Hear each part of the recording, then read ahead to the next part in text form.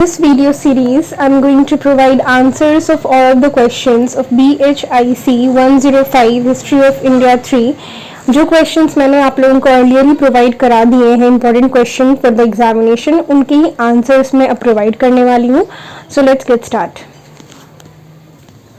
Let's start with the very first question.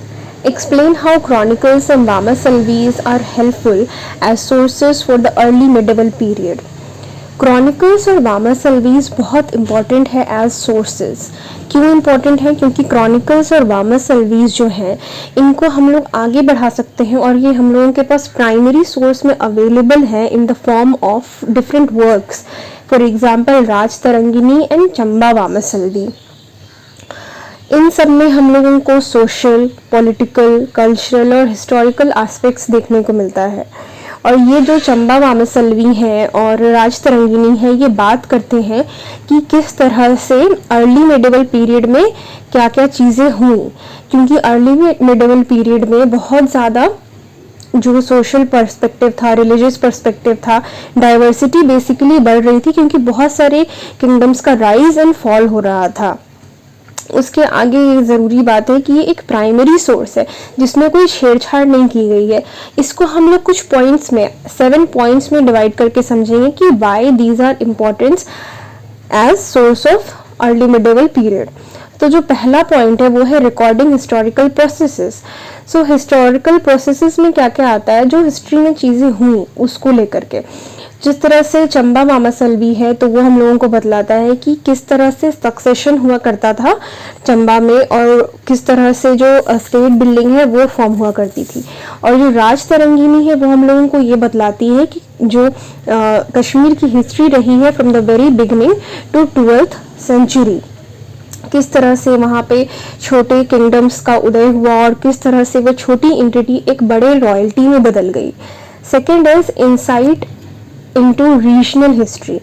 Insight into regional history में हम लोगों को ये पता चलता है कि जो चंबा वामासल्वी है, राजतरंगिनी है और भी जो वर्क्स है वो सिर्फ बड़े एस्पेक्ट पे काम नहीं करते हैं, ये डिफरेंट लोकल रीजन्स पे भी लाइट शेड करते हैं. For example if in Rajatarangini if we are talking about Kashmir history, then वहाँ पे आप लोगों को देखने को मिलेगा कि कश्मीर का जिस तरह से इंटरेक्शन होता था उसके नेबरिंग रीजन के साथ में, उसके बारे में भी इंफॉर्मेशन मिलती है. फॉर एग्जांपल कश्मीर पे जो इन्फ्लुएंस था लाइक सेंट्रल एशियन स्कॉलर्स का, या फिर जो कंपटीशन हुआ करता था डिफरेंट रिलीजन ग्रुप्स का रॉयल पैट्रोनेज लेने के लिए. क्योंकि कोई भी अगर रिलीजियस सेक्ट है उसको रॉयल पैट्रोनेज मिलती है, रॉयल्टी उसको सपोर्ट करती है, तो इट मीन्स कि उनको ज़्यादा फ्लॉरिशिंग होगी.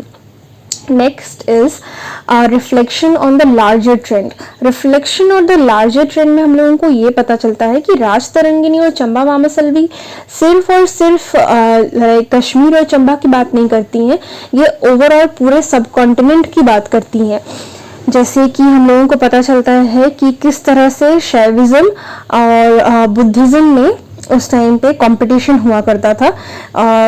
राजतरंगिनी बेसिकली ये सारी कहानियां नरेट करती हैं और क्या इन्फ्लुएंस उनका पड़ा लोकल चीज़ों पर जो एक काइंड ऑफ उस टाइम के ग्लोबल लेवल पे हो रही थी, लाइक बुद्धिज्म वर्सेस शहबाज, बुद्धिस्ट वर्सेस शहबाज. तो उन चीज़ों का क्या कश्मीर पे प्रभाव पड़ा एंड ऑल. फिर documentation of political events. Documentation of political events means कि राजतरंगिनी एंड ऑल ये आप लोगों को मिलिट्री कैंपेन्स, अलायंसेस, फिर जो रूलर्स होते थे उनका क्या अपना चेंज हो जाता था उनमें, लाइक मेल डायनेस्टी ख़त्म हो गई या फिर ओवर पावर कर लिया, कोर्ट पॉलिटिक्स हो गई, एक्सेट्रा एक्सेट्रा. तो डॉक्यूमेंटेशन ऑफ पॉलिटिकल इवेंट्स भी देखने को मिलता है. Then cultural and religious aspect. Cultural and religious aspect, as we earlier discussed that there were some competitions to get royal patronage. As I mentioned कि royal patronage अगर मिलती है तो this is very beneficial for the particular sect. So cultural और religion competitions हुआ करती थी और किस तरह के कल्चरल प्रैक्टिसेस हुआ करते थे, क्या सोशल कस्टम्स हुआ करते थे, फॉर एग्जांपल जैसे कि जो कश्मीर था, बुद्धिज़्म का, नॉर्दर्न बुद्धिज़्म का उस टाइम पे हब हुआ करता था। रॉयल पैट्रनेज इनको मिला करती थी, डाइवर्सिटी हुआ करती थी कल्चर में एंड ऑल। देन फिर जीनियोलॉजिकल इन्फॉर्मेशन मिलती है कि लाइक इससे जीनियोलॉजिकल इन्फॉर्मेशन से सबसे पहले हम लोग किंग्स के बारे में जान सकते हैं कि किस तरह की किंगशिप हुआ कर सकती थी। हम लोग लीनिएज को ट्रेस कर सकते हैं कि कौन सी एलीट फैमिली किस फैमिली से बिलोंग करती थी, किस तरह से पूरा का पूरा फ्रेमवर्क हुआ, किस तरह से पॉलिटिकल ट्रांसफॉर्मेशंस हुए। उसके बाद फिर हम लोग रूलर्स के ऊपर क्रिटिकल एनालिसिस कर सकते हैं, क्रिटिकल एनालिसिस फॉर रूलर्स, कि क्या उनकी स्ट्रेंथ थी, क्या उनके वीकनेसेस थे, क्या उनका पर्सपेक्टिव था गवर्नेंस को लेकर के। ओके, ये सब कुछ राज तरंगिणी में इंडिविजुअल रूलर्स के बारे में चीज़ें मेंशन की हुई हैं, लोकल रूलर्स के बारे में चीज़ें मेंशन की गई हैं। ओवरऑल क्रॉनिकल्स और वामा सर्वीज हम लोगों को एक पर्सपेक्टिव प्रोवाइड करती हैं अपॉन रीजनल हिस्ट्री, किस तरह से पूरे सब कॉन्टिनेंट का ओवरऑल एक ट्रेंड क्या था, किस तरह से जीनियोलॉजिकल चीज़ें वर्क करती थी, सक्सेशन क्या हुआ करता था, गवर्नेंस क्या थे, सोशल पर्सपेक्टिव क्या था, कस्टम्स क्या हुआ करते थे। बेसिकली हिस्टोरिकल, पॉलिटिकल, कल्चरल चीज़ें हम लोगों को वामासल्वी और क्रॉनिकल्स के द्वारा पता चलती हैं। तो ये एक बहुत प्राइमरी इंपॉर्टेंट सोर्स है। यही चीज़ें जो मैंने आपको एक्सप्लेन की हैं, यही एक फॉर्मेटेड तरीके में यहाँ पे आंसर आपको प्रोवाइड किया गया है। आप चाहें तो आप इसको पूरी तरह से पढ़ सकते हैं। This is the best way to answer a question. The next question is, what do you understand by regional languages? Discuss the social background of the rise of regional language. इस क्वेश्चन का crux बहुत easy है। For example, जब regional languages का emergence हुआ तो Indian subcontinent का जो लिंग्विस्टिक डायमेंशन था वो पूरी तरह से चेंज हो गया। रीजनल लैंग्वेजेस का जो उदय हुआ, उसके उदय के पीछे बहुत एक कॉम्प्लेक्स स्ट्रक्चर है। वो स्ट्रक्चर का जो फैक्टर है वो डिपेंड करता है सोशल, कल्चरल और पॉलिटिकल एस्पेक्ट्स पे। इसके अलावा कुछ और कंट्रीब्यूटिंग फैक्टर्स भी हैं जो आगे हम लोग इसमें देखने वाले हैं। तो उसके बाद हम लोग देखते हैं कि इन लैंग्वेजेस का उदय किस तरह से हुआ। तो प्राकृत और अपब्रह्म भाषा से हुआ यहाँ पे इनका उदय। धीरे धीरे चल करके हम लोगों को ये पता चलता है कि इन लैंग्वेजेस को बढ़ावा इस तरह से मिला कि जो लोकल लोग थे, लोकल इंसान थे, वो अपनी लोकल आइडेंटिटी, अपने लोकल कस्टम्स, लोकल कल्चर को इन लैंग्वेजेस के थ्रू प्रमोट कर सकते थे। फिर हम लोग यहाँ पे देखेंगे डिफरेंट फैक्टर्स को। तो let's start with the very first factor. अब जो लोकल और रीजनल लैंग्वेजेस का उदय हो रहा था वो इंडिया के किसी एक कोने में नहीं हो रहा था, वो इंडिया के डिफरेंट जगहों पे हो रहा था। फॉर एग्जांपल, ऐसा नहीं है कि एक बार हिंदी का उदय हो रहा था, दूसरी बार पंजाबी का उदय हो रहा था, ऐसा नहीं था। डिफरेंट पार्ट्स ऑफ इंडिया में different parts of regional languages form हो रहे थे। For example, Bengali, Assamese, Gujarati, Marathi and all, Hindi and Punjabi also. So इसके बाद फिर क्या देखने को मिलता है कि जो प्राकृत और अपब्रह्म भाषा का जो स्टेज था, उन जगहों से ओरिजिनेट होकर के ये एक फुल फ्लेश्ड लैंग्वेजेस बन करके उभरने लगी, जिनमें अब ऑफिशियल काम भी होने लग गया। अब सबसे पहले हम लोगों को ये पता चलता है कि सेवेंथ और 8th सेंचुरी में इन लैंग्वेजेस ने शेप लेना स्टार्ट कर दिया। सबसे पहले हम लोग अगर कंपैरिजन करना चाहें नॉर्थ इंडियन रीजनल लैंग्वेजेस और साउथ इंडियन रीजनल लैंग्वेजेस में, तो हम लोगों को पता चलेगा कि साउथ इंडियन रीजनल लैंग्वेजेस, जो 3 मेन रीजनल लैंग्वेजेस हैं, for example Tamil, Telugu and Kannada, in languages का जो ओरिजिन है ये बहुत पीछे हम लोग नोटिस कर सकते हैं। मतलब ये लैंग्वेजेस नॉर्थ इंडियन लैंग्वेजेस से काफ़ी पुरानी है। और जो यंगेस्ट साउथ इंडियन लैंग्वेज है वो मलयालम है, जो कि 14th सेंचुरी के आसपास फॉर्म हुई थी।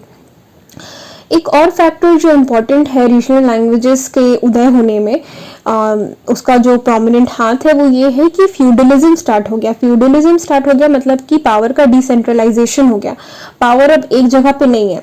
मीन्स कि फॉर एग्जांपल आप ये ले सकते हो कि एक जो डॉक्यूमेंट है वो ऐसा नहीं है कि वो एक अपर हाई अथॉरिटी के पास ही वो रहेगा, वहीं पे सारा कुछ होगा, ऐसा नहीं है। वो एक जो डॉक्यूमेंट है वो अब different different stages of power वाले लोगों के पास अब वो ट्रांसफर होगा।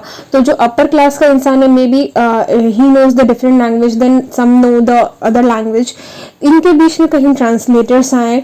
इसके अलावा जो अपर कास्ट के लोग हैं वो ज़्यादातर संस्कृत को यूज़ किया करते थे, और जो लोकल लोग हैं वो ज़्यादातर other languages like Odia, Marathi, Hindi, ये सारी लैंग्वेजेस को यूज़ किया करते थे। तो जो पावर था संस्कृत का, जो पावरफुल लोगों के पास था, पावरफुल लोगों के पास लैंग्वेजेस यूज हो रही थी लाइक संस्कृत, और जो रीजनल लैंग्वेजेस यूज हो रही थी वो लोकल लोग यूज कर रहे थे।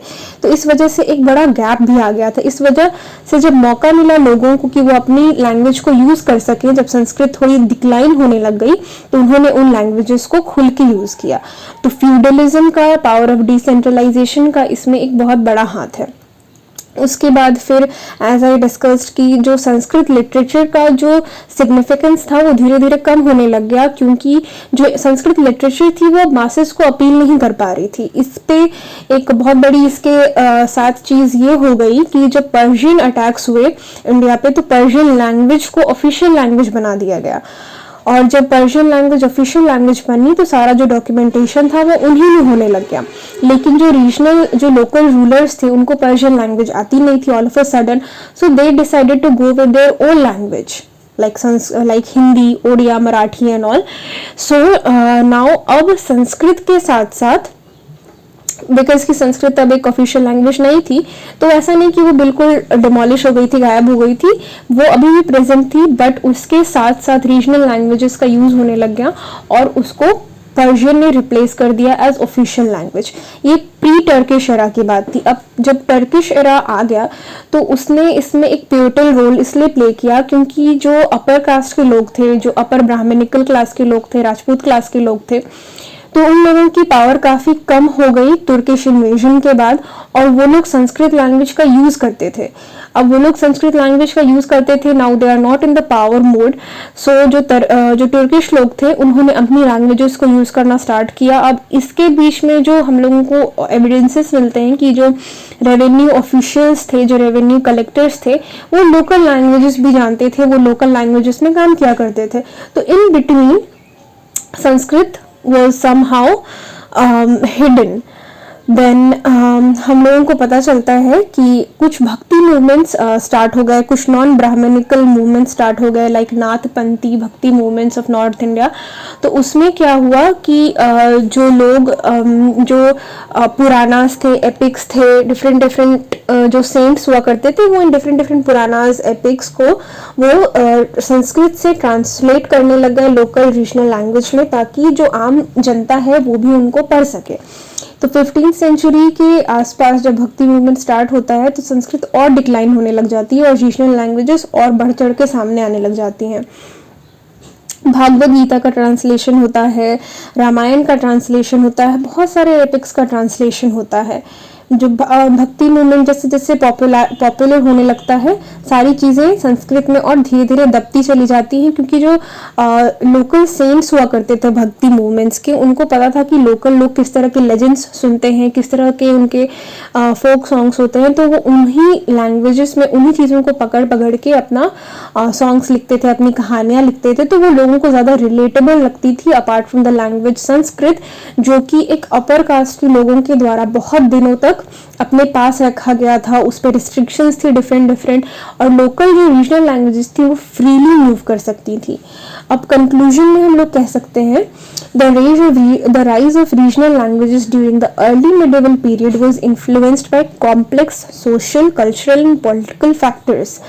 As सबसे पहले हम लोगों को देखने को मिलता है कि डिफरेंट जगहों में डिफरेंट लैंग्वेजेस उदय होने लगती हैं, like Hindi, Marathi, Odia and all. उसके बाद फिर हम लोगों को नॉर्थ इंडिया और साउथ इंडिया का हम लोगों को कंपैरिजन देखने को मिलता है। फिर संस्कृत और संस्कृत का डिक्लाइन होता है, पर्शियन लैंग्वेज को ऑफिशियल कर दिया जाता है, local rulers local languages use करने लग जाते हैं. देन भक्ति मूवमेंट आता है, feudalism, decentralisation. So these were all the important factors that contributed towards the rise of regional languages.